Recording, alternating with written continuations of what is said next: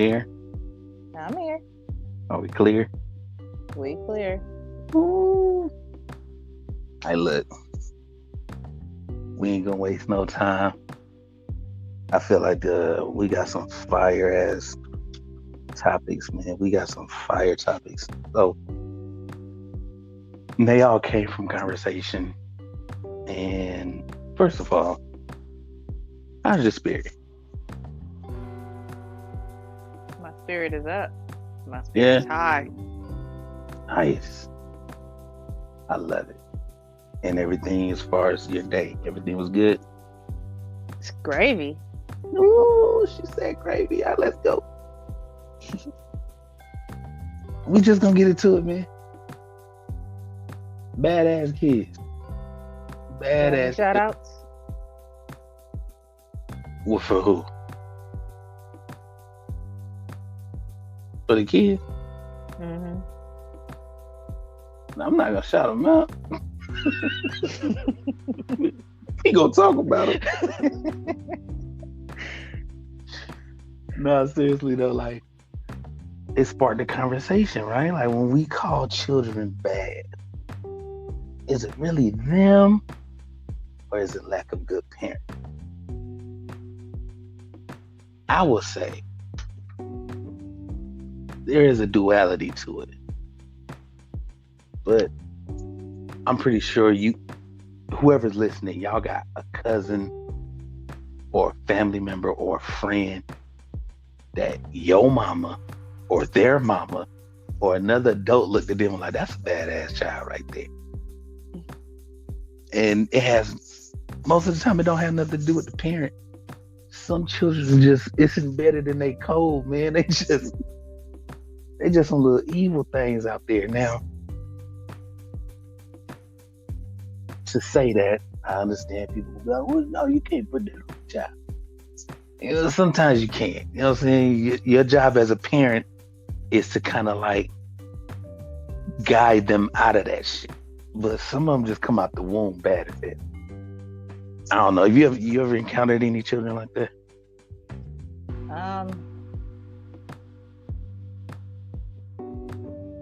You could tell what people was when they was kids, because that's what they are as grown-ups. I think it has to deal with the pregnancy. Maybe their mama was evil when they, was pregnant with the baby.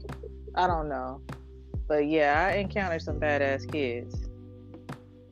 Okay, now let's go into that. So you said that's who they become. Like you haven't met anybody that changed, or Usually, you just know some that's just no, you've been bad since I've known you. only way that I know some of these people have changed is when they find Jesus.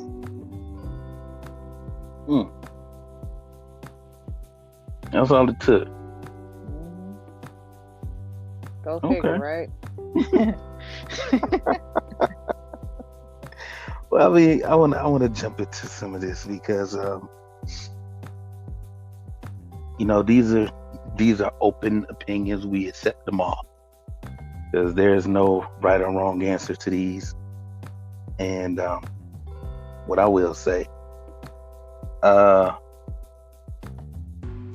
this is what one guy said, and now let's shout him out. His name is Brian. We call him B-Star. And what he said was, he said it's situational. He said it's situational, but he's leaning towards good parenting. Or a lack of good parenting, right? Mm-hmm. As he says, that some parents weren't ready. Whether they was too young or financially, they just wasn't ready. And when the foundation isn't right, it messes up the integrity of what you're trying to build up. Now, I respect that. That's deep. And that's also, there's truth behind that. A lot of truth behind that. There are a lot of children raising children. You know what I mean? And it's hard for them to try to figure out what foundation to lay for a child when they're still trying to learn themselves and trying to figure out life at the same time. Mm-hmm. And then, of course, when you think of the financial situation, like we live in a transactional society, right? Like you gotta have something going for yourself to be respected. You know what I'm saying? To be for somebody to even listen to you. I can shell out advice all day, and the first thing somebody's gonna say is, "Oh, okay, what you got? What kind of house you living in? What kind of job you got? Oh, damn, you ain't got this, so why am I listening to you?" And we see that a lot with children when it comes to their parents. They lack respect for their parents because they respect something that has a higher value to them than their parents are, i.e., an Instagram star or a basketball player or a rapper or whatever the case. Like, so that makes a lot of sense. The lack, quote unquote, of good parenting could come from those situations. They're too young, or financially it's hard for them to raise a child when they broke and trying to figure it out too. Mm-hmm. And for you, do you feel like it comes from a lack of bad parenting? Um, Usually the bad kids that I've encountered, they parents have mental issues. Their parents had what? Mental issues. Mm, haven't even tapped into that. I love that. Hmm. So because they wasn't mentally able and capable of caring for their child, they hold a lot of resentment for that parent. They lose respect for that parent. Mm.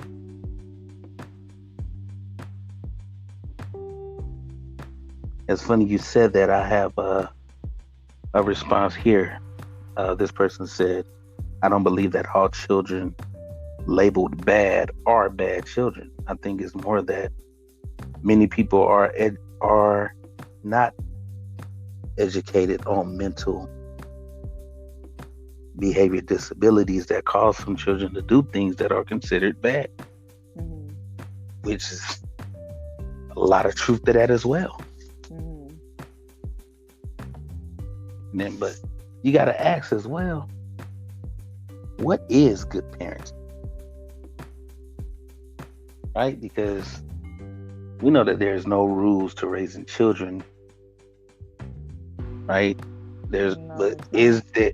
is there a universal foundation to raising them? Like, is there some type of basic setting that all parents can lean on when it comes to raising children?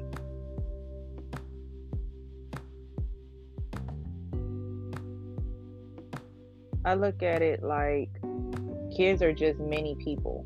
They're just little people. That's all they are. And just like how you want to be respected, they want to be respected too. You know, how many times we grew up and our parents was like, stay in a child's place. Yeah. Or, you know, what's the other one? Don't ask me questions. You just a child or something like that. I don't have to answer to you. Well, in a sense, the parents don't. I get what you're trying to say. I think, let's touch on that. I think we blur the lines when we say that, right? We blur the lines when we say, well, you want your children to respect you, you got to teach your children with respect. But Mm-hmm. then some people do come from that old guard, and we blur the line by thinking that this child should be living in this parent's home and have the same type of rights or how can I say this? They should be able to step in their own ways and be respected by the parents because they're people too. But what we fail to really say is, no, these are developing people.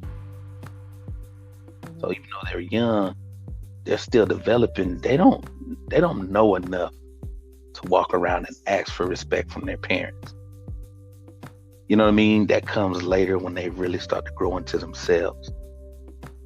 But at a young age, I'm not gonna lie, if I had children, it's like, don't come to me talk about some respect you. You know what I mean? Like, I love you because you're my child, but you still got a lot to learn. Like, you know what I mean? You're growing and you'll become that person that I will later respect. But I don't think you should be asking me that right now at So how 6 years many old. parents is actually gonna sit down and explain to their children, I'm sorry, mommy, mommy was wrong, or I'm sorry, daddy was wrong, because that communication. No, I think you need to respect your child. Yeah, hmm okay. For admitting when you wrong, admitting when you right, or sorry, I forgot. I mean, they may not understand, but it's teaching them that Okay. this is how you should treat people. All right, let's get a situational with it. Let's go hypothetical, right? hmm Um, this hypothetical. So hmm my son comes home from school, right? hmm And he just come in and he just drops his backpack right at the door. He goes straight to the kitchen, grab him a snack, and take that snack to his room. Now this don't go down in my household. So I stop him. Hey man, what you doing? Oh, I'm about to go in my room and eat this snack. Like, no. What you're gonna do is you're gonna pick up that backpack. You're gonna put the backpack where it's supposed to be, and you're gonna eat your snack in the kitchen where you should at a table. Like I ain't in the mood that I had a bad day. You need to respect that. Now what am I supposed to do in that situation? Do I disregard all the disrespectful things he did in the household as soon as he walked in? Or do I check him and then find out what was going on with his day? It's not what you say, it's how you say it. Are you gonna be that screaming parent, Uh-uh. or you gonna actually be like, okay, I understand you had a bad day, but can you pick your bag up, put it I'm up? not asking. You just walked in my house and threw stuff down with no regard to the cleanliness of the house, and you just went and got you a snack and figured you about to go in your own room because you had a bad day. I'm not gonna ask you. Pick your stuff up, go sit down at the table and eat your snack, and then I'm gonna come in there and talk to you. I don't mean I'm gonna scream, but I'm gonna come and talk to you. But you're not gonna just do what you want to do because you had a bad day. How do you know what a bad day is? And let's find out what it is so I can explain to you further why it wasn't so bad. Mhm. But I'm not gonna yell. I'm gonna speak with authority, but I'm not gonna yell. But I'm not gonna sit here and watch you do all of this and say, "Oh, okay, that's cool," because it's not, So right? so And what's the next step after that? After you say with authority, and he comes at you and snap back at you. I love that we're going deeper into this. What's the snapback? Because we being situational right now. So what is he saying to me in return? A lot of bit of nothing, because it's gonna be a grunt and walk away.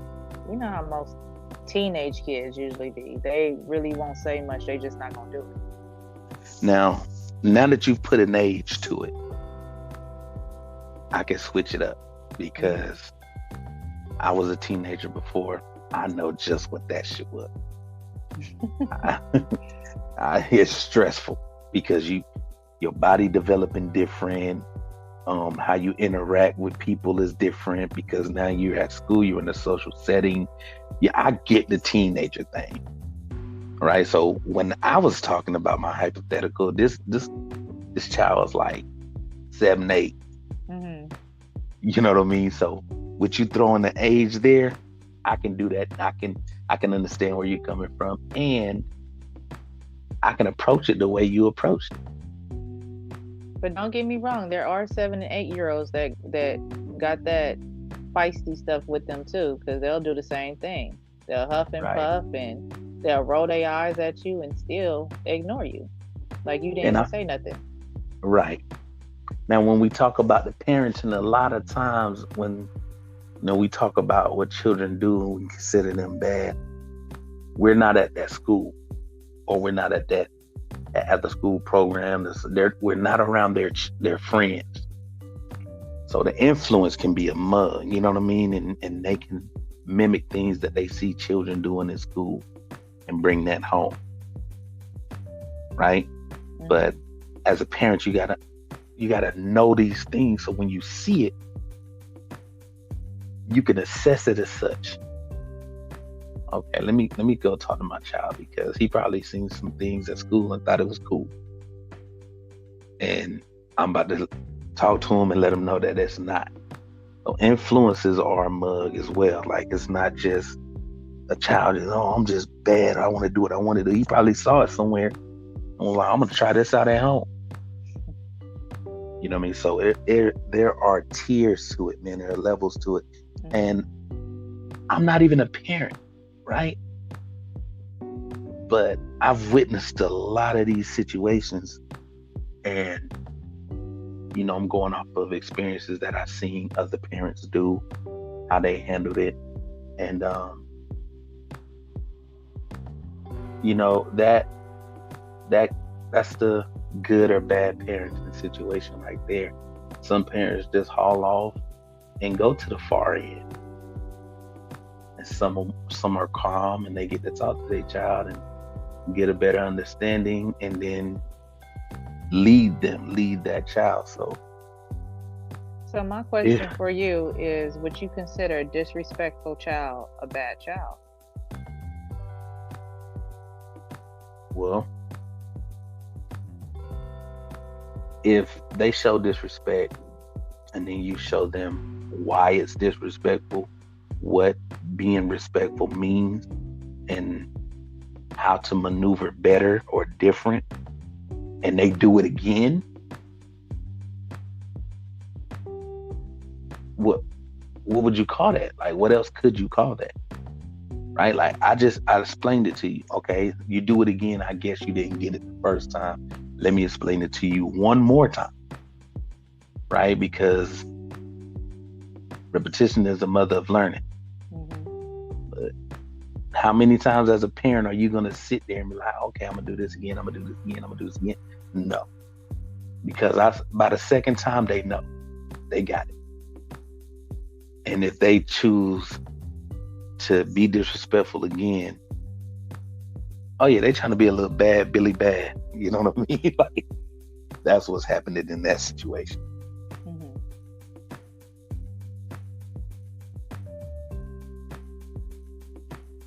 Did that answer your question Yeah, or no?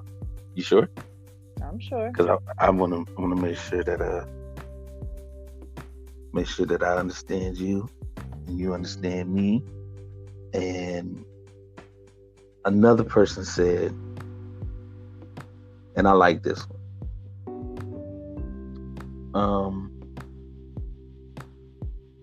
I believe the foundation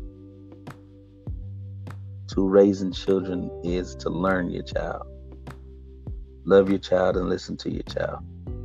Just like Mm-hmm. you were saying, taking the time to do those three things make it a tad bit easier to find a common ground and an understanding of your child.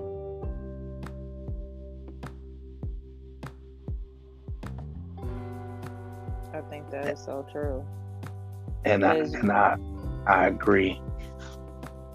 if you have multiple children, you can't love them all the same. Oh no.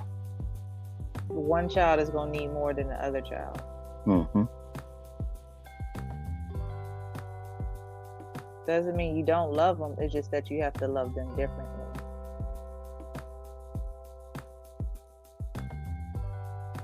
But that's the tricky part, though, because the one that doesn't need as much may still resent you because, oh, you doing all this for my other sibling. You don't do this much for me. Mm.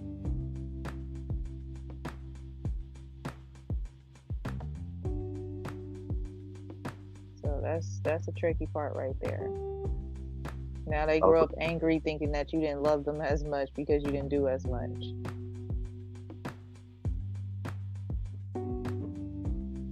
okay. Now, shout out to Mike of Everything Wavy podcast. I love this. I absolutely love this. So he says good parenting is being more proactive than reactive. Mm. And I can't stress that enough when I talk to, when I talk to people about how to approach certain things. Like, don't be reactive. Don't wait till something happened and then react to it. Be proactive, right? So he says, so as parents, we observe our children and we notice when attitudes, emotions, and personalities start to change, Mm-hmm. especially the negative changes.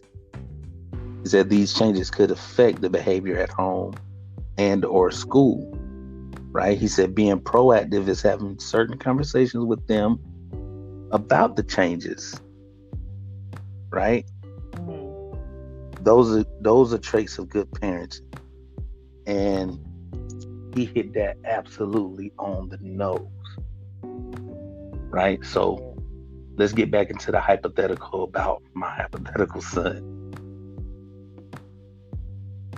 I I said that I'm if he's 7 or 8, no, I don't think I don't think he's developed enough into a person who thinks for himself and know what he wants for himself.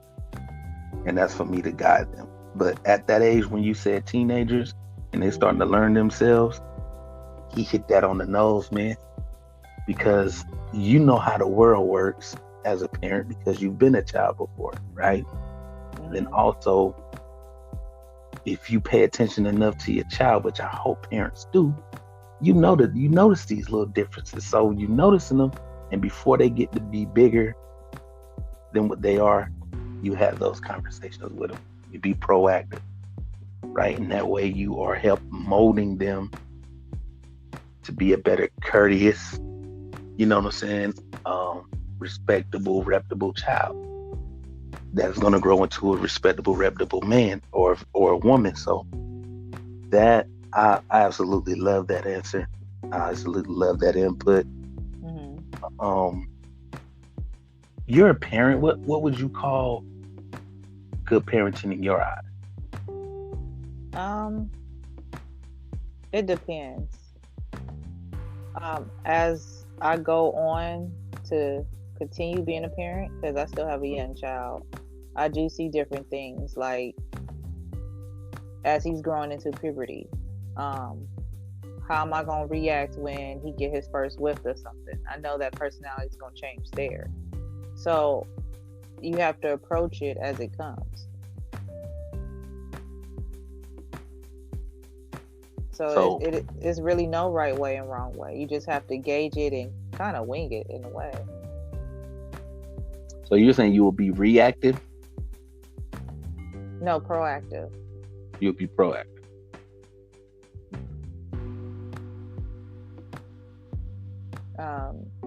When your child gets to a certain age, okay, let's talk about hygiene. My son is in this stage where, he used to love baths. Now I gotta, fight with him just to get in the shower. Okay, You know, I know that age. hmm speaking of teenagers, my nephew, when he hit a certain age and got his first whip, his first heartbreak, those was all different moves that Mm, you have to approach differently because now you're dealing with somebody's feelings. Even a girl, you have to deal with her feelings, her first breakup, her first boyfriend. Those is gonna change their mood. right. That's man. And when it comes to women and young women coming up, um, we know circumstances are varied, they're different. But I'm gonna bring this up because I've seen it in this in this Tom Brady documentary that I was watching. Mm-hmm. And his sister said that their dad decided, when you're in this house, you're getting nothing but love. I'm talking unconditional love. You can do no wrong in our eyes type of love. Because we know that when you get out into the world, that love ain't waiting for you out there. Mm-hmm. Right? Because the real world is a scary place. But when you home, you go to school or you go to training camp or you go to cheerleading practice, you go to baseball, whatever you're into, and you're gonna have to deal with, you know, mean adults, right? You're gonna have to deal with your peers who start to differentiate themselves from each other. So there's groups, there's packs. So you're gonna have to deal with mean boys who like you and don't know how to express it. Like when it comes to the girls, they're gonna have to deal with so much more because they're girls. But when she said when we got home, all that was, we was able to shed all of the outside things off our shoulders because there was nothing but unconditional love in that house. And I'm not saying no one does that. I haven't seen it a lot, but that right there, that kind of helped me to say, okay, if I was to have a child, especially a daughter, I would do that. I would absolutely do that because me being an adult, I know how this world works. Mm-hmm. But when you're home, my son or my daughter, you're getting all of that love. All of that love. I mean, no tough love, just pure, unconditional, overwhelming love. You know what I mean? And as a parent, is that risky? Or is that a good idea? It's a good idea, but let's look at the logical side of it. Let's say a single parent, or even if it's a two-parent home, both parents is working all the time. Dad works night shift, mom works morning shift. You know, you barely see your kids. How do they get that unconditional love? Okay. I'm with that. I think, let's go with that. If I work hard and I got to provide for my family, so that's why I'm working so hard. I think that when I am around them, when they do see me, or when they on the phone with me, however they're in communication with me, however they're in engaging with me, that's when they get it. Right? Like I don't care if work was hard. I don't care if work was hard. I don't care if I had a problem with a coworker. I don't care if I had a problem on my way home with traffic. When I walk into that house, or when I walk into the presence of my child, unconditional, overwhelming, no tough love, just genuine love. I will make sure that's present when they're around me. So do you think you would be faking it? No. Mm-hmm. No. Right? And I'm gonna be honest. I don't mean to throw you out there, Neff, but my nephew, he recently had a baby girl. Mm-hmm. She's about to be a year in 2 months. And he was holding her one day and he was looking at her. He was like, I don't get why dudes walk away from their children. Right? He was like, I don't get it. Like, he don't care how bad the relationship is with the woman. Like, how can you look at something so beautiful and precious and just make a decision that you want to walk away from that? You know what I'm saying? Mm-hmm. So, like I said, I'm not a child, but I know how precious holding a brand new baby is. I know how beautiful it is. And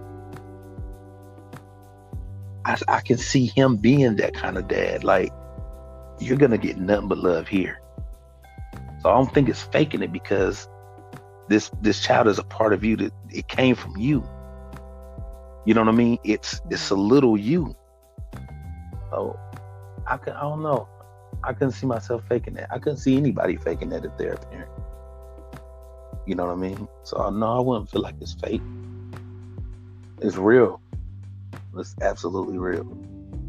Do you know some people really don't like their kids? Oh yeah, there's parents that's jealous of their child, and that blows my mind. Blows my mind. But now that goes into this question here, right? Mhm. Mhm. How much does your upbringing influence or impact how you raise your children? Mhm.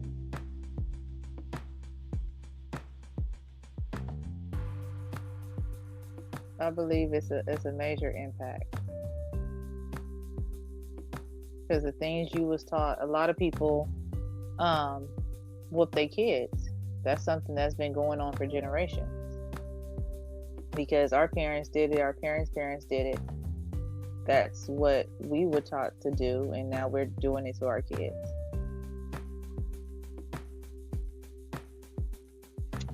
I'm not gonna lie. I feel like a lot of people have drifted away from that. I feel like a lot of parents drifted away from that because, you know, they finally realize what it what the foundation of that is, right? Hmm. And we can we can talk about it, but that'll take us to some whole nother. That'll take us to a dark abyss. But it was taught right by Hmm. our ancestors before us. From I mean, let's talk about it. You know what I'm saying? So Hmm. I think a lot of parents walked away from whooping their children. I'm not saying all, but I think a lot of parents have like, I'm stepping away from that. I'm gonna break that. I'm gonna break that cycle Hmm. because there are ways of disciplining your child without being physical. You know what I'm saying? So I know that there are parents that do still whip them because of what they was taught or what they feel is the answer or the way. Because of their You know, upbringing. right? Because of their upbringing. You know, um, and then everybody got their own ways of looking at it, right? Hmm. Some people believe that the upbringing has a lot to do with it, be it good or bad, right? Some Hmm. people upbringing was horrible, and they're like, "There's no effing way my child gonna grow up like the way I did." As far as like the household rules, the discipline, their reactions, and like, there's no way because my childhood, my upbringing was so horrible. I couldn't bring my child to, you know what I'm saying, to live in a life Hmm. like that.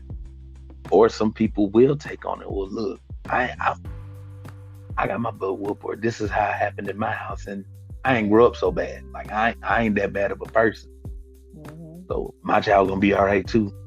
you know, and they take that out, and I know parents like that as well. Hmm.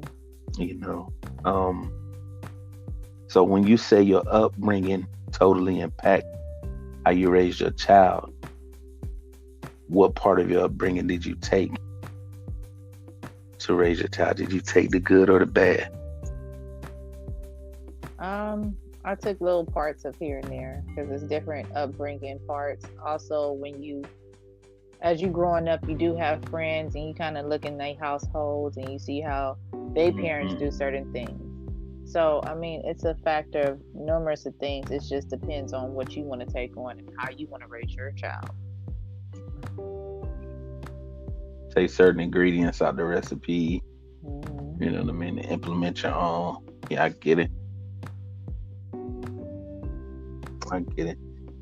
Um, once again, we got to be hypothetical 'cause I don't have any children, but um, I would say upbringing. I wouldn't. My upbringing wouldn't impact how I raise my child. I mean, it would, but I wouldn't bring any of the things that I've dealt with. You know what I'm saying? Or upbringing that I had. My child wouldn't experience none of that. So basically, when our parents told us these fairy tales of these different holidays, you gonna keep with the tradition? Hell, I try to wean my nieces and nephews away from that. No, you know what I mean? Because no, no, because it's lies. You know what I mean?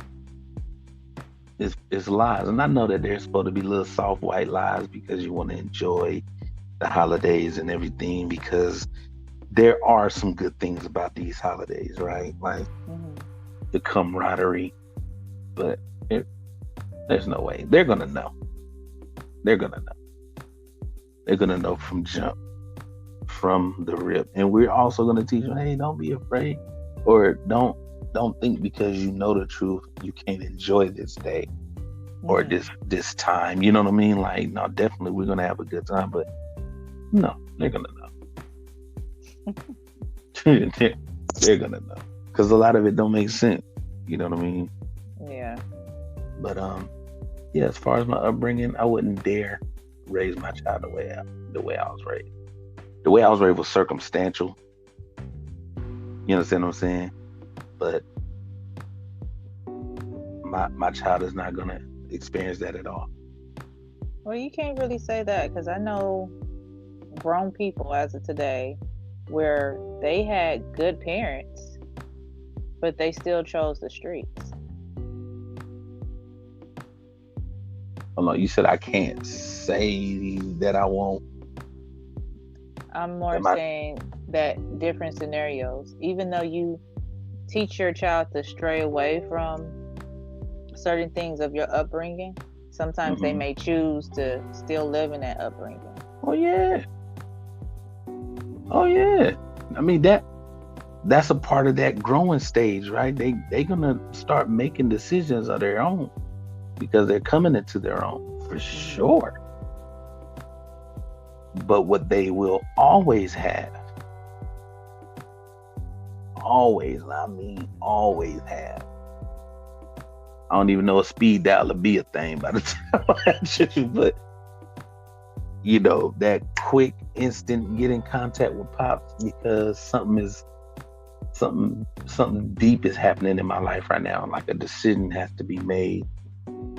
Yeah, they're gonna always know, like, I'm hanging with my boys and they talking about we about to go light up some dudes. Like, I don't even game bang, but these my friends. That peer pressure, right? I'm gonna be telling them while they in the womb. I'm gonna be telling them when they can't even retort words back to me. You know what I mean? If you get into anything, better call me. You better call me. Call me. I don't care what it is. I don't care what it is. And I'm not gonna lie, I've been there, right? You with friends and you know, like, man, I don't know if I'm supposed to be doing this, but I'm with my boys, man. I don't want them to look at me a certain kind of way. Look at I'm going. You know what I'm saying? Nah, my child gonna have the choice. Hey, pops. Hey, man. They want me to ride with them, man. And we supposed to go do this thing. I don't want to let them down because they're my friend. But this don't feel right to me. Where you at, boy? I come get you. Put it on me, right? Tell them I need you for something. I'll come get you. No, I wouldn't even have to do that. We can talk about it. I mean, why your daddy here? You know what I'm saying? Why your daddy outside? And I would gladly walk in. Y'all ain't gotta go either. Y'all ain't gotta go either. As a matter of fact, all y'all roll with me. Let's go to the house. Huh? Let's go to the house. Let's have a drink on it. Let's talk about it. That way nobody is left out. Mhm. You know what I'm saying? Nobody is left out. Let's all go back to the house and talk about it. That's the kind of parent I feel like I will be. I ain't gonna say I feel like I know I will be, but yeah, I'm gonna make sure that my child is not gonna have to deal with the things that I've dealt with, because I'm gonna give them that option. They always gonna have a choice to make. They're always gonna make their own choice, but as long as they have a option, a safe one, I'm gonna make sure they have that.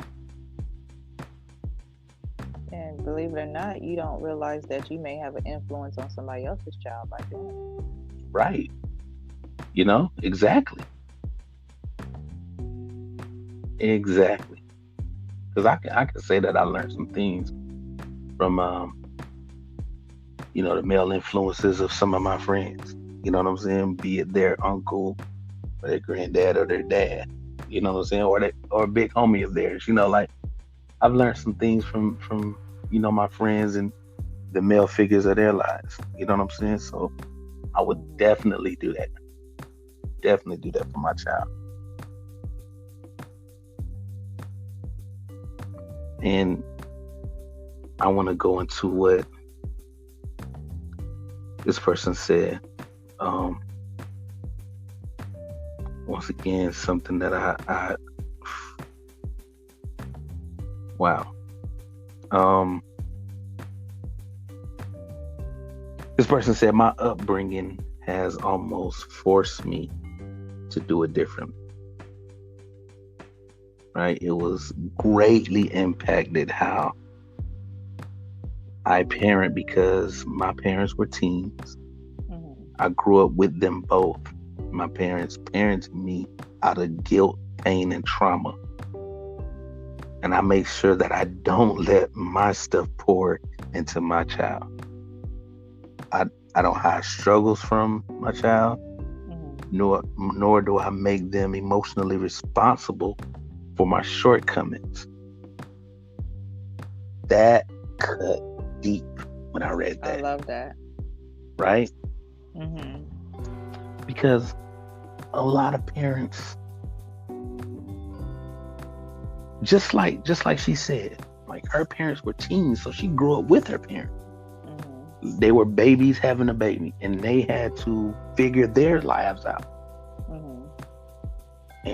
And with that, a bunch of pain, trauma, you know what I'm saying? Maybe some insecurities.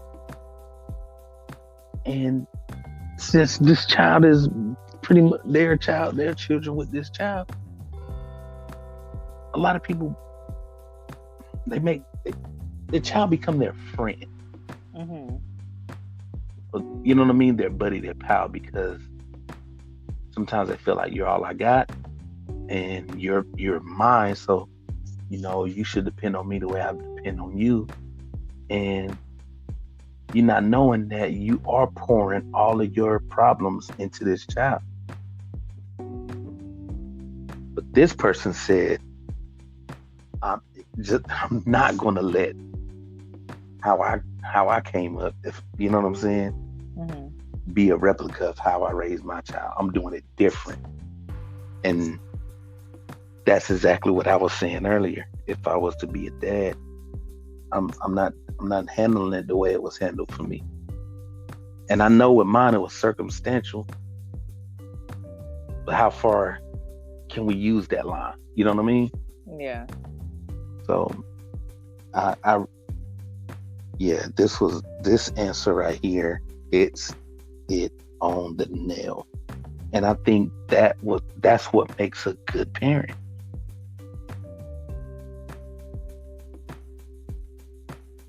That's what makes a good parent. Those decisions you make.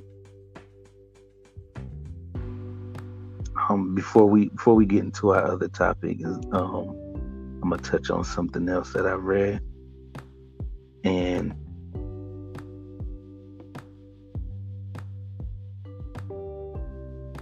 if you want, you can touch on something that you do with your child that you didn't experience when you was coming up.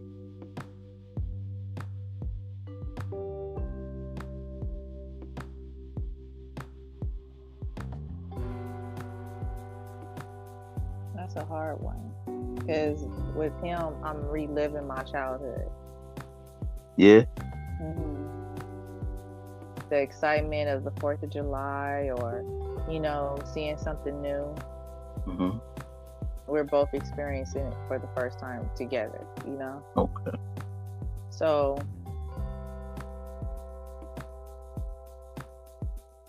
um,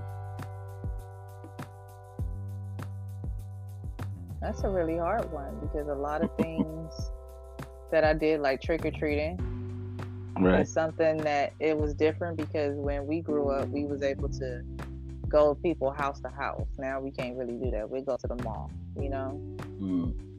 Um, Traveling has got a little bit harder, but it's nice to see his excitement when he see different things, because he's Right. into different things.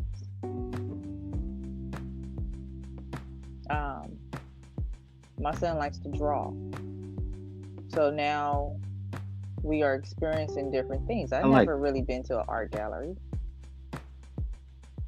I never went into a big chapel, even though we pass by them all the time.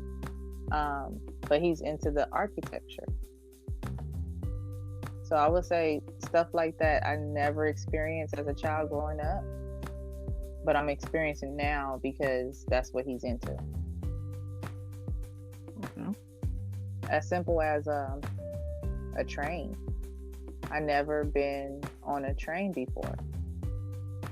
It's one thing being on a, light rail, but being on a heavy rail, Right. hmm that's something I never experienced because my parents used to drive everywhere. I'm pretty sure it was a time when you were able to, you know, 'cause, they cut roads off to build new things. So you hmm can't really travel states and, roads that you used to. You know what I hmm mean? Now it's a dead end to this road. Yeah, I got you. hmm I'm gonna read this. This person said, um, your upbringing is essential because it's like a baton race. If the people before you aren't at their best, then you will never win. Hmm. When I read that, shout out to B Star because that was his answer. Um, the way he phrased that, I'm pretty sure it helped a lot of people understand. If I was in a race, meaning if my parents weren't good at this race or at this certain event, which is called parenting, hmm and they passed that baton to me, like we're losing bad. You know what I'm saying in this race. hmm I got the baton. There's no way that I can speed up and beat, you know what I'm saying, everyone else who got a good head start over me. hmm You know what I mean? And if that's what he meant, I totally understand it. Now that don't mean that got to be your definite. That don't have to be your end. That don't have to be how your race begins and ends. But hmm you know, well, not how it ends. 'Cause, it'll begin that way for sure. And I absolutely love that. Love that. So there you have it, man. We want to speak on just parenting children, bad children. Let me ask you a question. hmm Do you have any stories like of a bad child? and then when you saw it, you like, nah, this child bad. Only in the movies. Only in the movies. Because I I don't got think it's any such thing as a bad child. It's just a misguided child.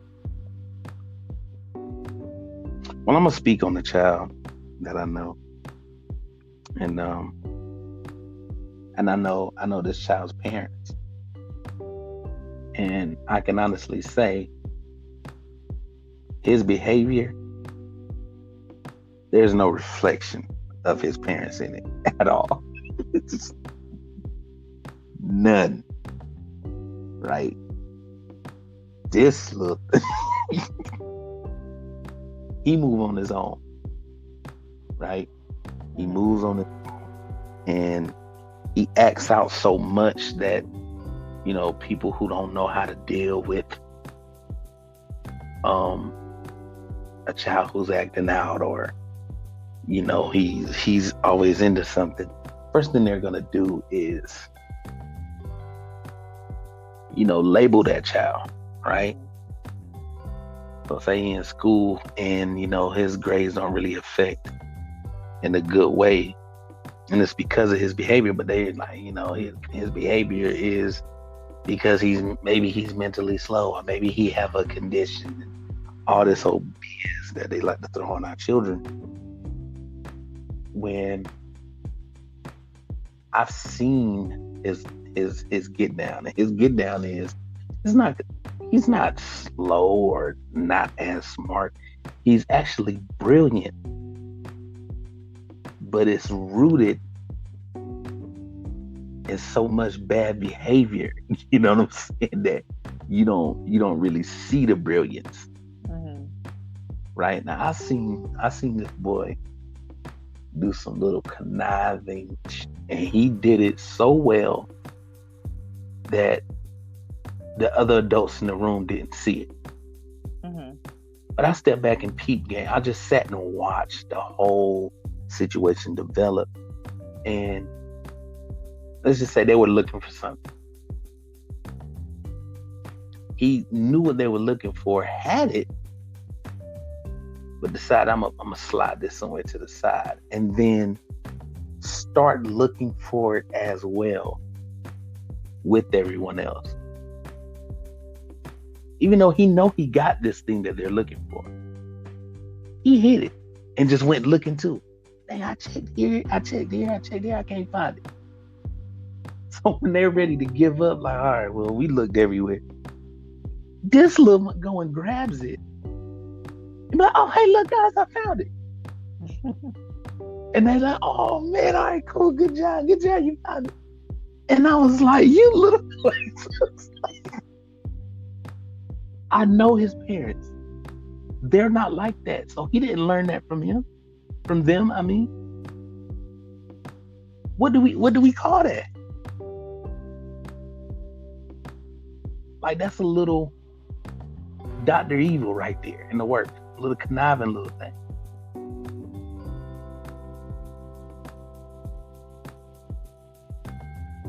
If he didn't learn that at home, he probably did learn from school. I don't know.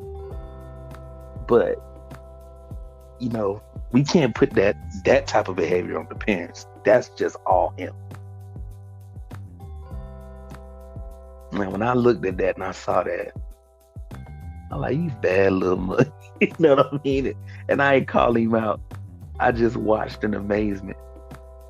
You know what I mean? Like, he is brilliant, but on a little, I ain't gonna say evil, but on a little conniving type of foundation, man. It's crazy. But I just want to throw that story out because, and that's not the only thing I've seen him do, but I just want to throw that story out. I see him do some things, man, and I'm like, I can't say, you know what I mean? Like, he don't get that from his parents. Where's he getting this from? So that's why that caused for the question in the conversation.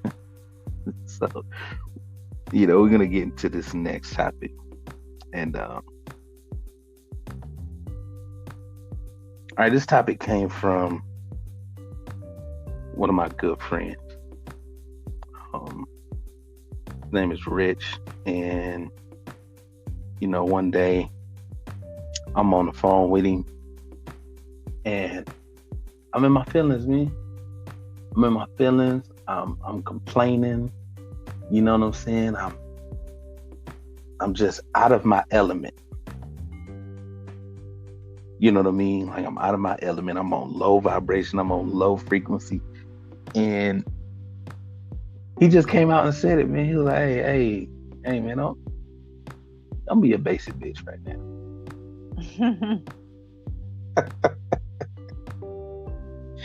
And he immediately snapped me back to reality, man. And I'm like, wow, thank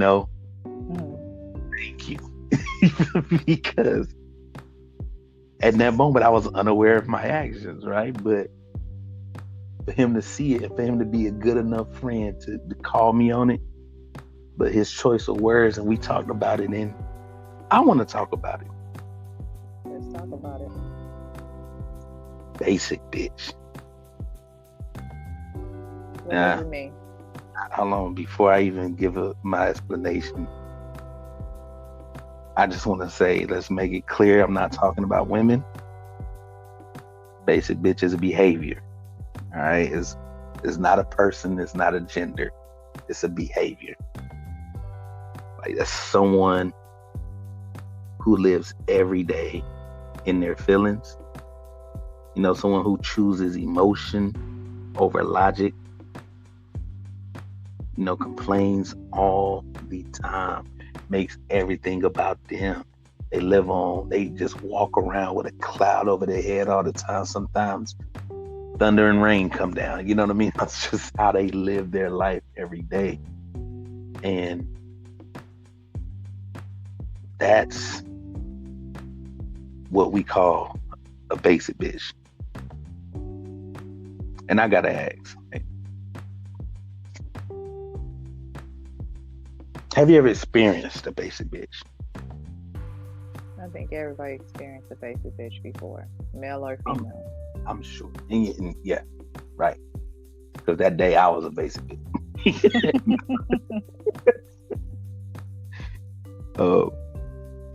Yeah, so like you encountered them, like how did you behave? Like did that mentality of that behavior made you behave in a certain manner?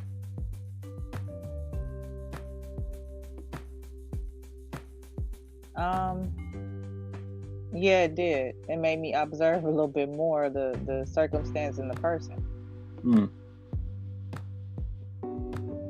So out of it, you got some growth in you. Real quick. I love it. And it's like we know there's so many out there, right? And then for a lot of them, that's not even their character. Let's be real. It's a behavior. It's not their real character. But do you check your friends or people that you're around when you see basic bitch in them? It depends if they're using that to manipulate. Oh, so that person is genuinely a basic bitch. That's just not a moment in their life. That's just who they are. Yeah. Okay. And, I gotta ask, because since there's so many, and we see it so much, especially in this soft society. Oh my gosh, they running the streets. I asked, is there a universal solution to remove the basic bitch from society? No, because it's not on them, it's in them.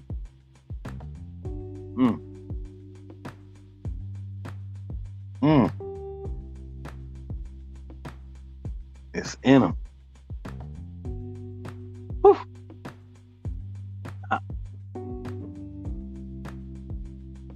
Somebody out of everyone that I've asked, a lot of people had the same answer. Like, no, we can't.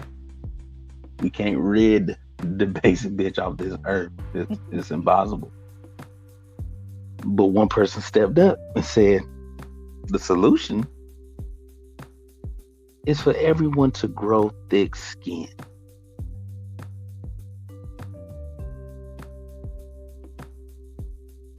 Now, it's easier said than done, but I believe it's possible.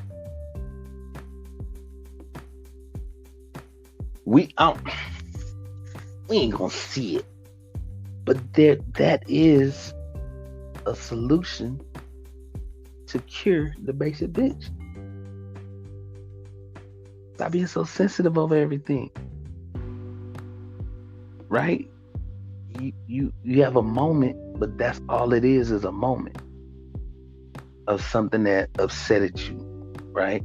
Or something that happened. And if I said happened, that means it's the past. We as a society, we have to really just grow some toughness about ourselves and handle situations that don't turn us into basic bitches out here.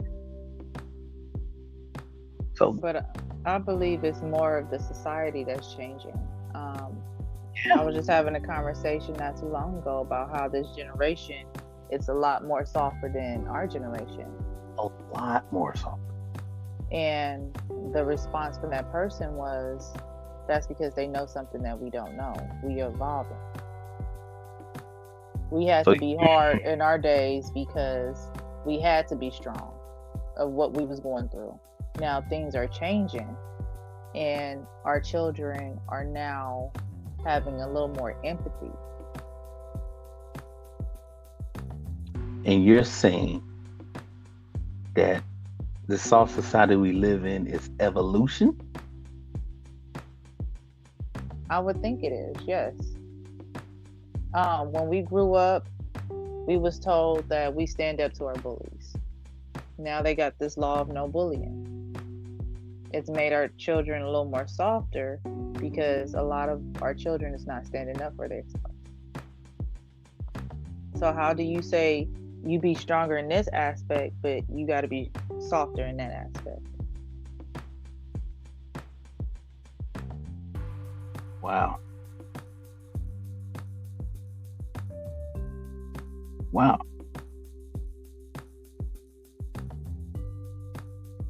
I, I only say that because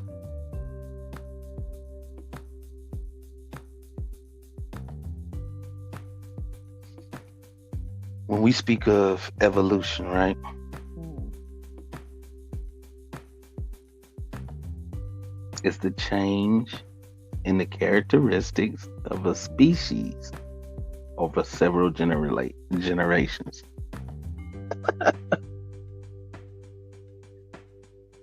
Ooh.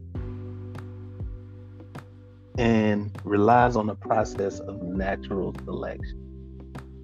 mhm. So the first part of the meaning of evolution is spot on to what's going on, right? It's a change in the characteristics of us humans over these different generations, right? Mhm. We're seeing it. But the fact that revolution relies on the process of natural selection, that that's invalid, right? There's no validity there because if we moving on natural selection,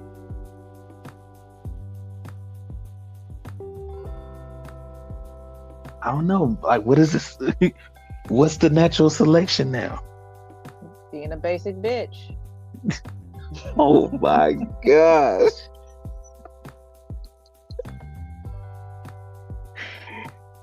Yo, that's scary.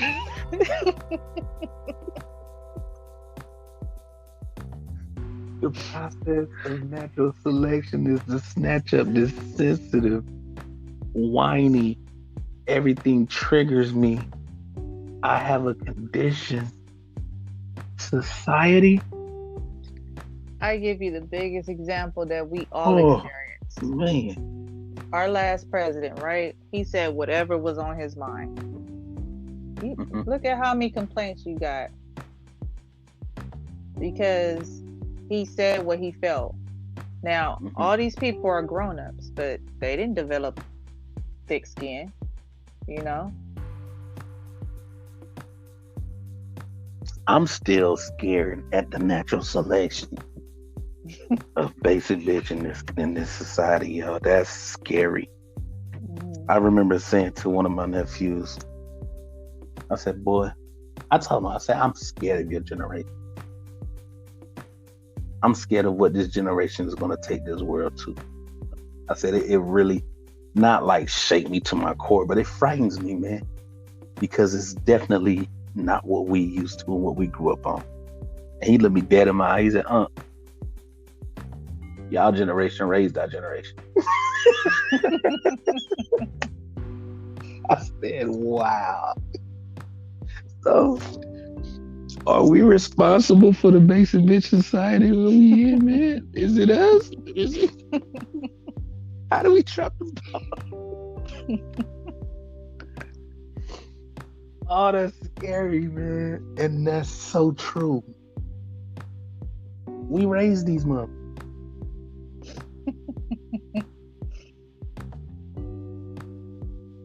Wow. That's scary. So it is impossible to read to get rid of the basic bitch mentality, the behavior from this society, from this world. Because we can't just speak on this country, man. It's everywhere. It's everywhere.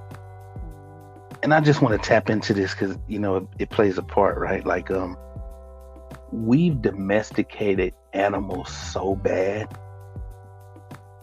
that even animals have that mentality.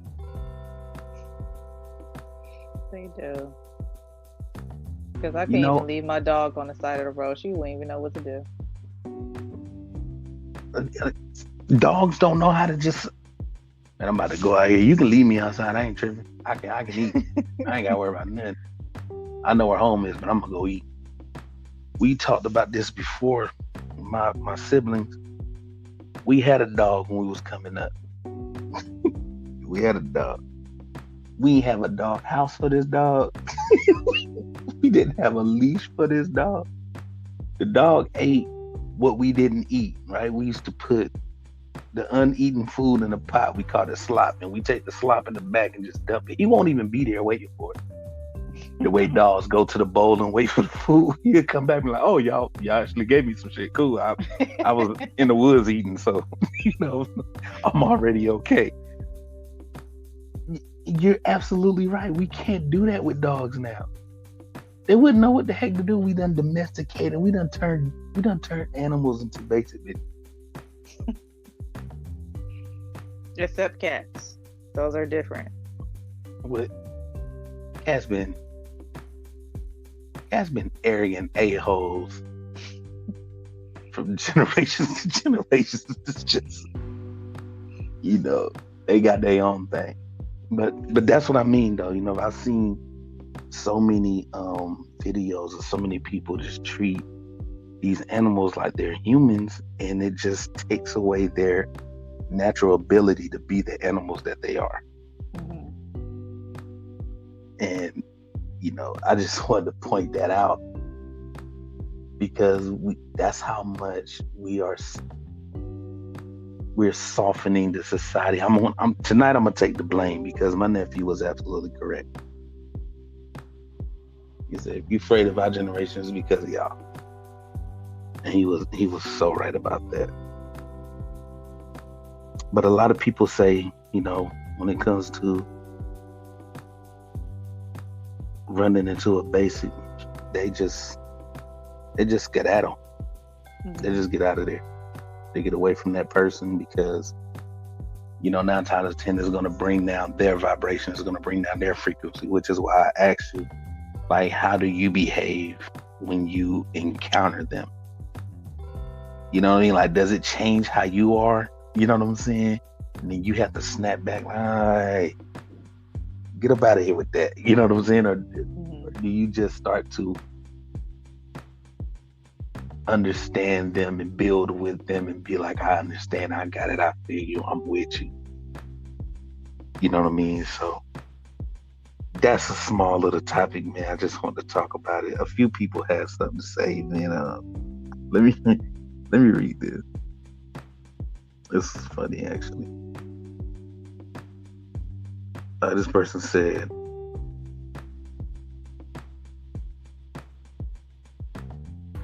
"Whenever I encounter a basic bitch, I don't entertain them. I move the fuck on because I don't have time."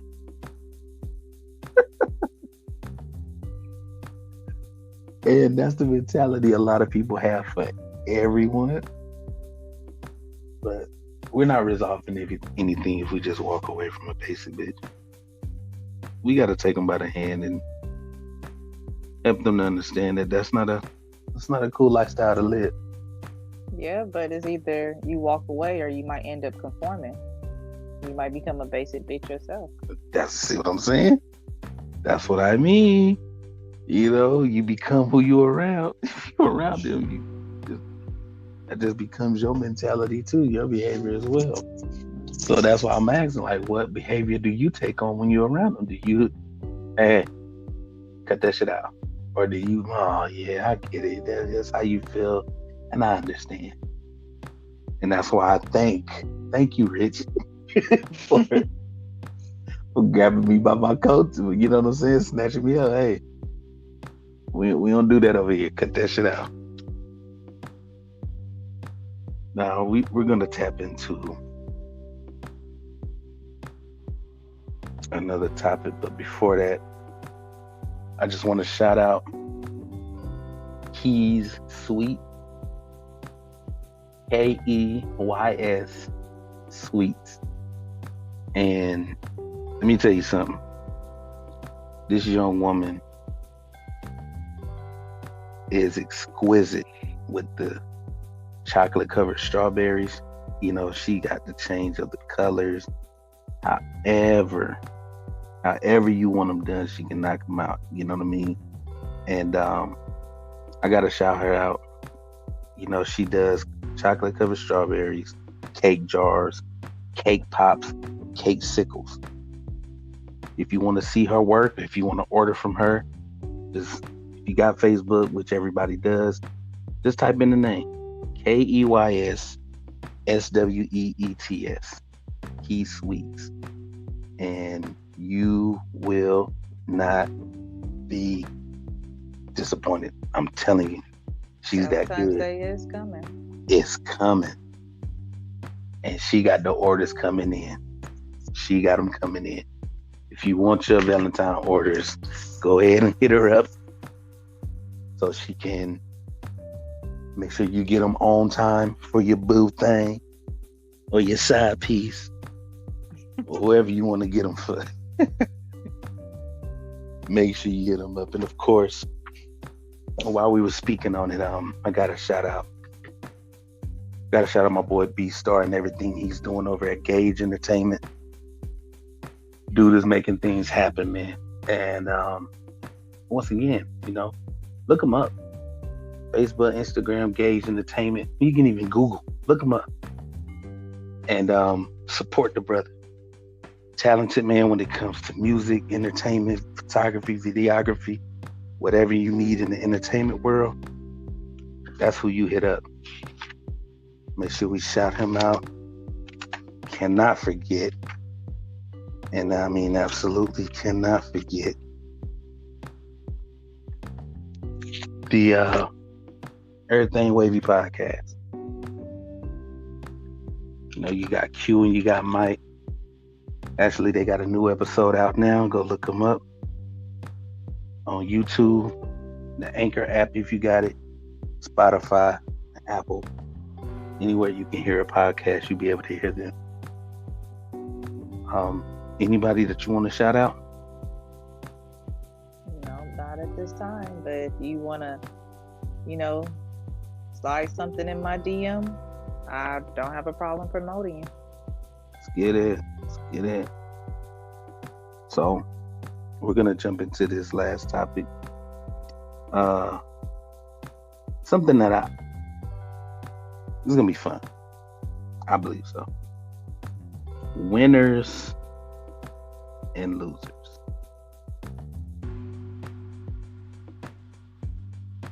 I saw something the other day. I actually recorded it because it blew my mind that I actually heard it. Um, and it was a pro ball player. He's actually pretty good of a basketball player. But he literally said that he can't stand the worry. Right? And the way he said it was too late to come back and, be like, oh, I'm just talking. No, he really meant that. You could tell. That came from his toes all the way up. He felt that. And he said, I hate them. And it's because they win a lot. And when it comes to winners and losers, a lot of people, they have a mentality that they're winners, right?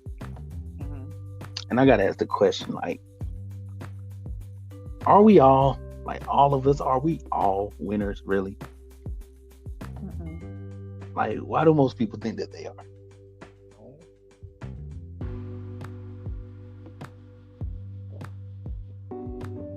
Like, I you guess can have they want to have high Mhm. self-esteem. I mean, you gotta be confident. Okay. But are we all? What, confident? No. Winners. Winners?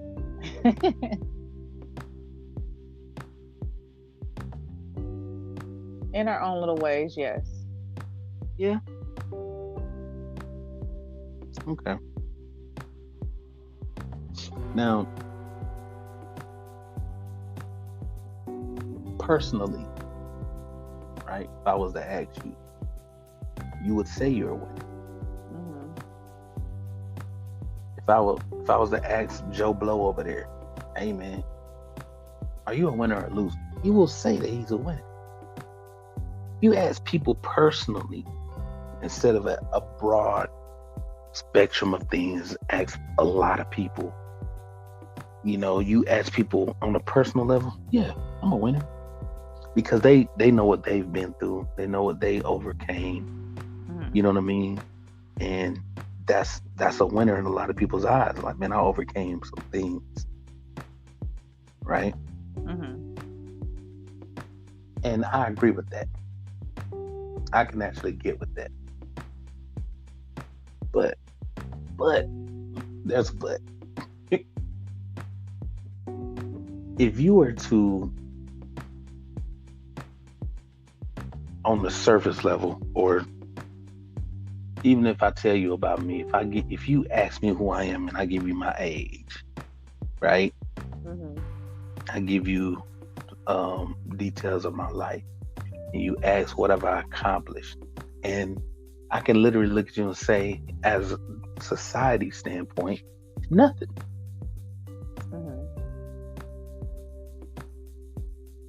Right?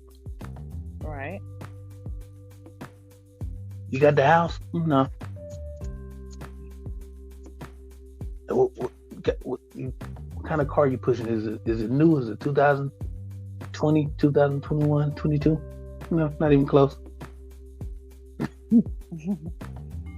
Oh, what's your income looking like? I was like, I ain't even 1,000 there. Oh, damn, that nigga losing. You feel what I'm saying? And when I ask that question, that's what I mean. Like, are we all really? Are we all winners? And if you're a loser, by society's terms, remind you, we're not speaking personally, but by society's terms, if we are a loser, do we admit it? Do we embrace it? Right? And a lot of people don't. How can anybody just sit there and be like, yeah, I'm a loser? I know it. I'm gonna sit here and say that I can. I will admit, right?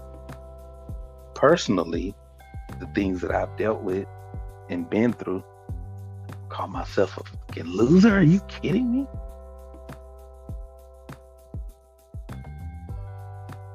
You know what you know what I've been through, and I'm here. I should be bitter as hell to the world, but I'm far from it. Mentally, spiritually, I ain't losing nothing. But if you was to look at me from the goggles of society, I can sit here and tell you right now, like, yeah, I'm losing. How many people can say that? How many people will admit that? I refuse to admit that because I look at it like I'm a winner that hasn't won yet. You haven't won yet. My race ain't done yet. Mm-hmm. I love that. Right? Because the game ain't finished. The race ain't done. But what place are you in right now? You see, how many points are you down in the game right now? I mean, but how many games you seen they came back at the last quarter? Hey.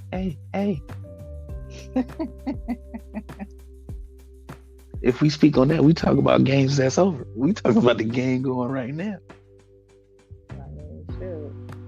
That's what I meant when I asked the questions, because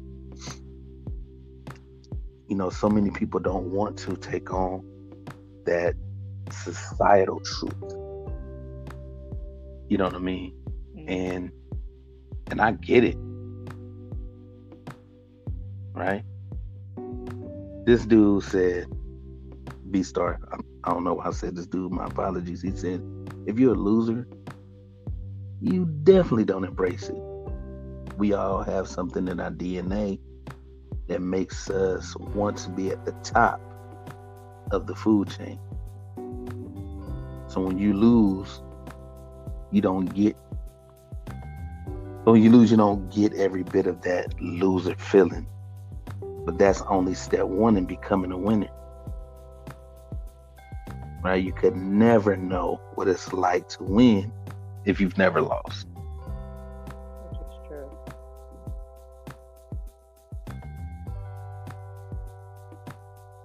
So when the bank account is at 6 digits and rising, and the credit is up in the high 700, and I got land, and I got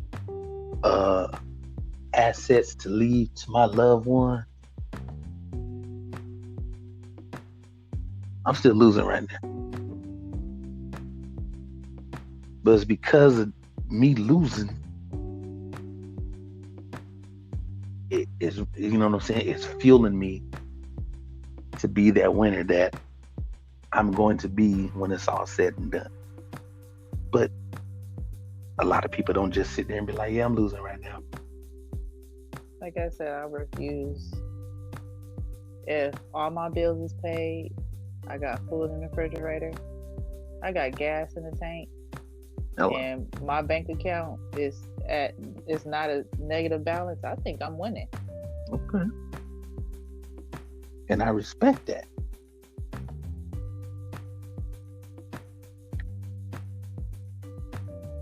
Because I would never look at you and be like, you losing. You know what I mean? And this person said, perception, though. Yes. Thank you. Because what is the percentage of people that's actually wealthy like that? Not rich, but wealthy. Right. It's low. So what you call a rich person losing? Society would not.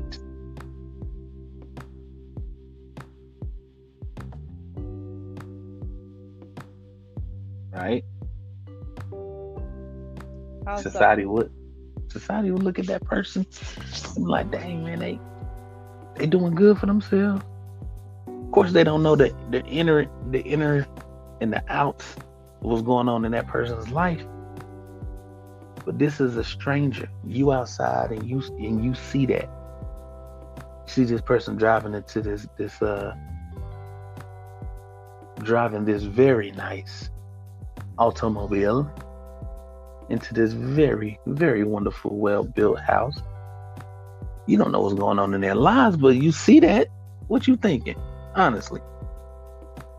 Oh, they done Honestly, what figured I'm it out. thinking, I mean, but what contract or what label actually owns it while they staying up in Oh, I ain't talking about no rapper now. there? Huh? I ain't speaking on no rapper. I'm just talking about if you just see somebody, you don't even know who that person is. You just see the car, you see where they going. Right? You see their environment. Like you automatically gonna say to yourself, yo, they figured it out, they winning in life. I'm gonna get there. Mhm. But we don't know the ins and outs of that person. But what we gonna see is that they're winning. They ain't taking no L's out here. Right? Right. Uh so I asked if you know you're losing, do you admit it or embrace it, right? So Mhm. this person said that personally, they said personally, yes, if I take an L, I do embrace it because you can't win at everything. So the time being,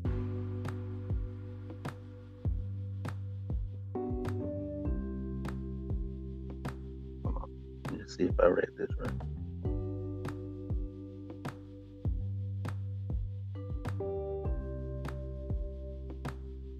Okay, got it. Um, they said they do embrace it because you can't win at everything. And at a certain point of your life, either it makes you or breaks you. And for me, it makes me try again and try harder after learning where I might have taken a misstep, Mhm. right? And you hear that a lot. Like, my fails helps. It teaches me to win later on, right? Mhm. And if you see somebody doing well and you start to beat yourself up because you're not there, like that's a loser's mentality.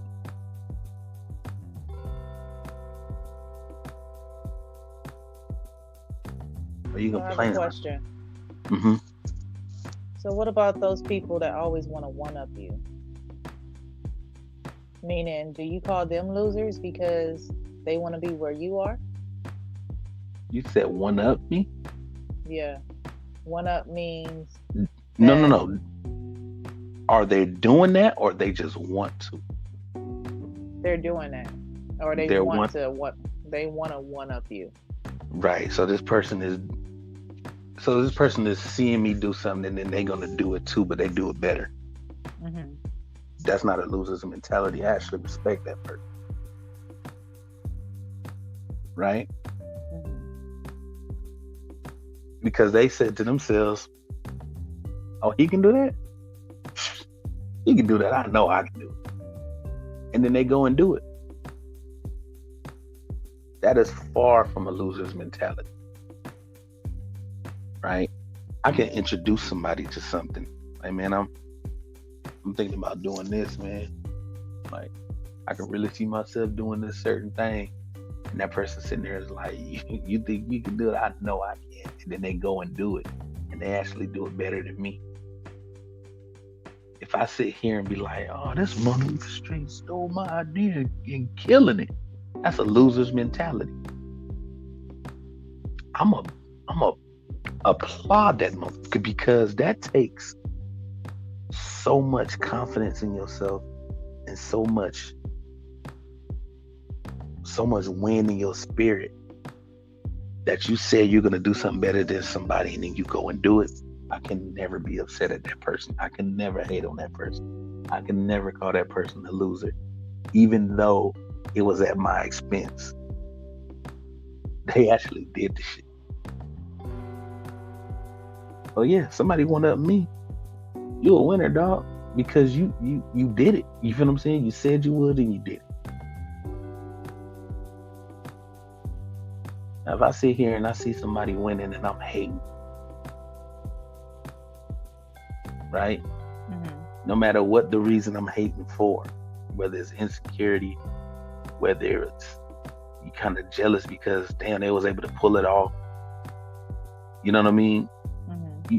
That's a loser's mentality. Now, you may not be in the same lane as this person, right? Or not, let me not say lane. You may not be in the same vicinity as this person. You know what I'm saying? But if you say, man, I'm gonna be there one day, and then you actually go and get there, you feel what I'm saying? Then you won, man. You're winning because you set a goal, you achieve that goal, and that goal puts you at a higher place than you were before. And all you're gonna do is go higher, higher, higher, right? So that makes you a winner. You're winning. Now there's somebody that's gonna hate every second of me winning. And that draws me to that question. Why? Why does this society hate winning so much?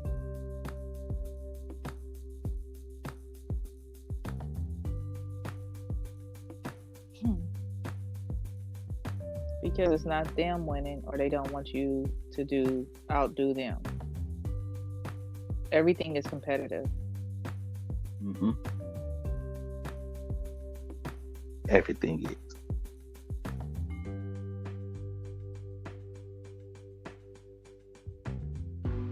Like the basketball player said, you know, he's actually a really good b-ball player. He was actually really good. Mm-hmm. So when I seen him saying that, it just threw me off. Like, dang, bro, you good, and you know what I'm saying? And you saying you can't stand the Warriors because they win so much. But then look at this perspective. He's a good ball player, but he's not winning. Actually, he's never won at the status that the Warriors have. Right? Although he's a really good ball player, he never did it. You know what I mean? He never been on a team that had. Right? So, can we call that person a loser?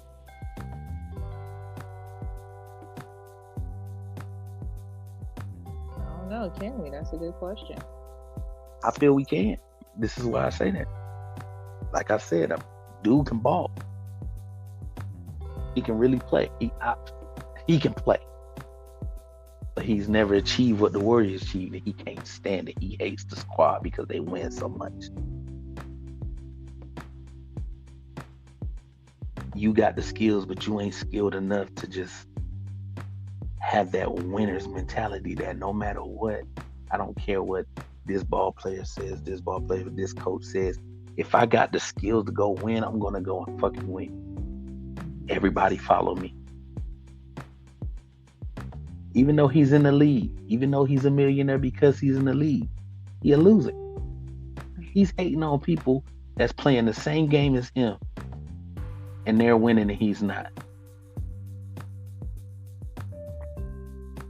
Right? In society, we see him like he a ball player, man. You're winning. No, he's a fucking loser. So I'm glad you spoke that up, because those are the different perspectives we gotta take. We gotta look into. You know what I'm saying? An average person will be like, man, if I was in his shoes, I'd shut the fuck up because I got all this shit. I got sponsorships. I got millions in checks. You know what I'm saying? I'm a ball player, so I don't have to really pay for shoes no more. I'm a ball player. I can go to places and they ain't gonna charge me to get in. They just want to know, hey man, this dude was here at my club. But yet he's sitting here complaining that a team wins so much he can't stand it. You know what I mean? Although he has these accolades, he's a loser, man.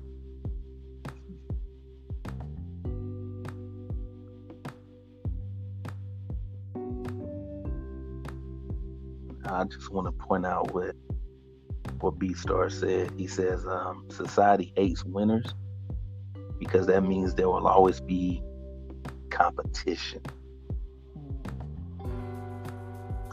He just kept it a buck. He said, I feel at this point we would all just want to be lazy and just chill. We don't really want to work hard to achieve shit. We want to get it the easy way. You know what I mean? So that's the mentality of a lot of people. Then that's a lot of people losing, man. Yeah. Now we can agree, or we can say, or have a opinion that these type of people have a loser's mentality and they're losers. Then how can everybody say that they're winners? That's why I mean, are we all winners really? Can we all really say that we are? Once again, personally, if I ask a certain person, yes, they are, because of things they dealt with and overcame. Ask a certain person, yes, they are, because they're still running a race, but they know they're gonna win it. They're the tortoise, they're not the rabbit. You feel what I'm saying? But then there's so many motherfuckers who hate,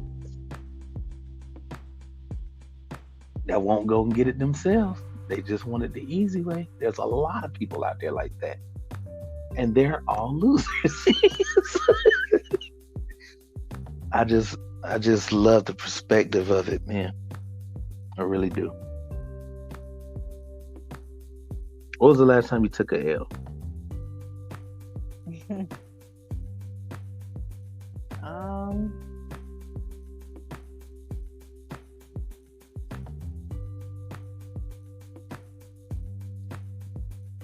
I mean, I took a lot of L's, honestly. Yeah, we all have. When was the last time you took one? What was your last L?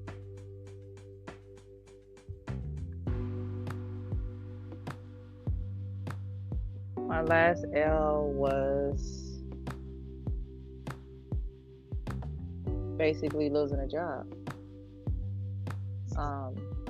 for a promotion. Mm-hmm.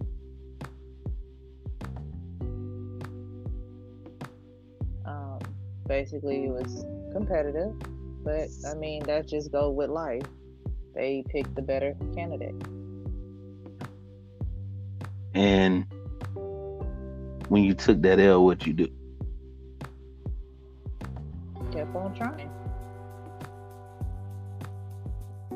Go to the next job, see if you can accomplish that one. Take that L or get that job. Kept trying, kept trying, kept trying. Till I got to somewhere that I was going to get to. And eventually you got there, right?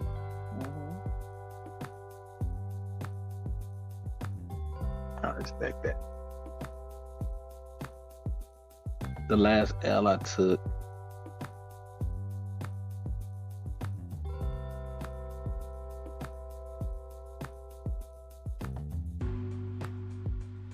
was, honestly, that was pivotal.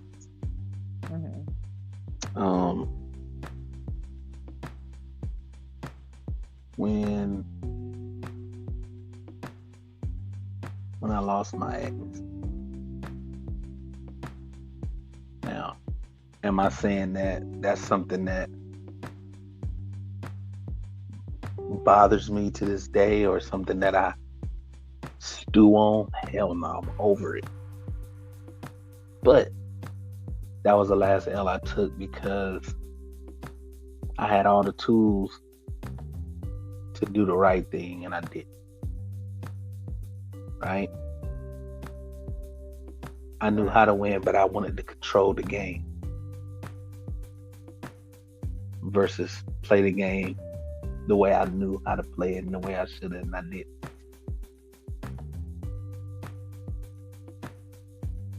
I was in that game with a loser's mentality, and rightfully so. I lost. Hmm. That was the last pivotal loss I've taken, outside of you know losing loved ones and all. But that's like part of life. I got no control of that. You know what I mean? But things I had control of and I lost. That was it. But sometimes those L's can change you in the right direction now. Oh, and it did. Oh, it did.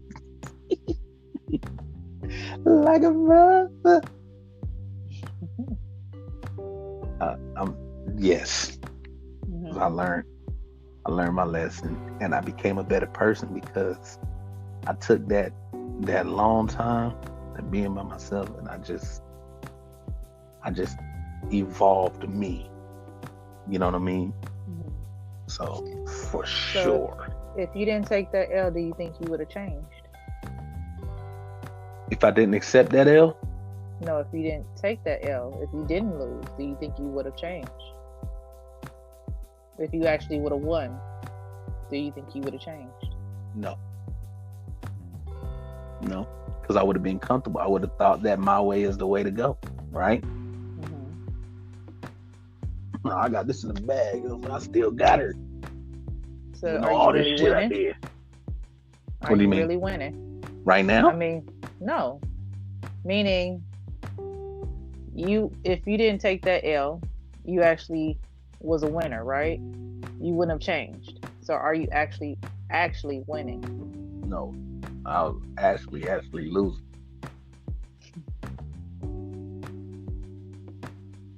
The mentality was a loser's mentality, right? The relationship would have been horrible still, right? So to think that if I was still in that relationship, I'd be winning, I'm an idiot. I'm a fool. You know what I'm saying? A full time fool. And no, that just wasn't the case, right? Hmm. Wasn't the case at all. I'm winning now, not being in that relationship. All everything had to do with me though. Like how you said it, her credit was good. And I feel the same way. Even though I didn't get that job, it set me in a different direction to Hmm. win and win Yep. better. Yep. Yes, indeed. Yes, indeed.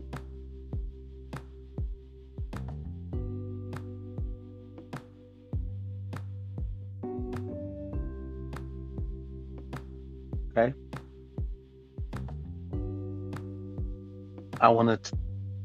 I want to say this though.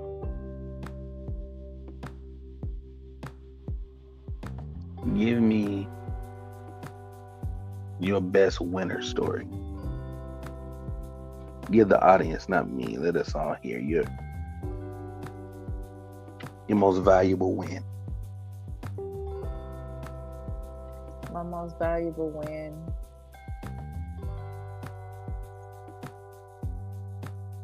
um, back in 2013, I was homeless, Mhm.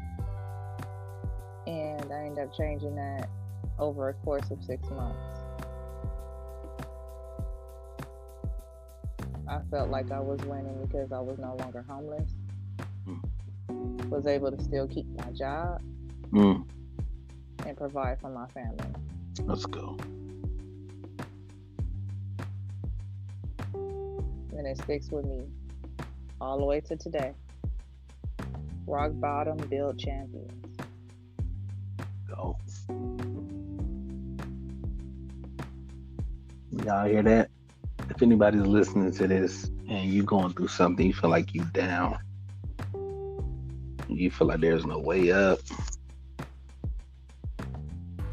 listen to that story. And we didn't even have to get the full details to know that it was such an amazing accomplishment.